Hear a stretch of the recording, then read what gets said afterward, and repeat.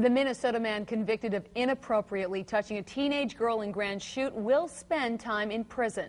He's 36-year-old Jamie Samas and will also be required to register as a sex offender because of the plea deal he accepted today. Fox 11's Cameron Clark brings us the details. And how do you plead to counts 2 and 3? No contest, sir. 7 months after authorities say Jamie Samas posed as a police officer and assaulted a teenage girl outside of Target at the Fox River Mall, Samas accepted a plea deal. As part of the agreement, the charge of sexual assault of a child was dropped. The child enticement charge still requires him to register as a sex offender, which was the big thing for the victims, that they want to make sure that he has that characteristic, that connotation, and those limits and restrictions placed upon him. District Attorney Carrie Schneider says not having to put the victim through more testimony at a trial was also a factor.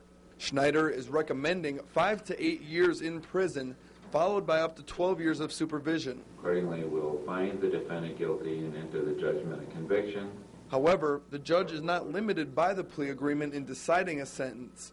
Samas could face more than 30 years in prison. And really that is like closing my eyes and throwing a dart at the board, because you really can never guess if the court's going to go less, the same, or more.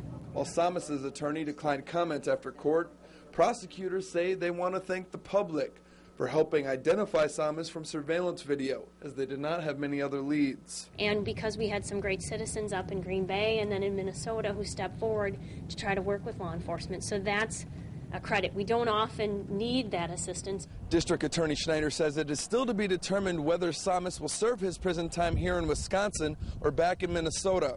Sentencing is scheduled for December 22nd. In Appleton, Cameron Clark, Fox 11 News. And Samas still faces child pornography charges in Minnesota. If convicted there, he could serve additional time in prison.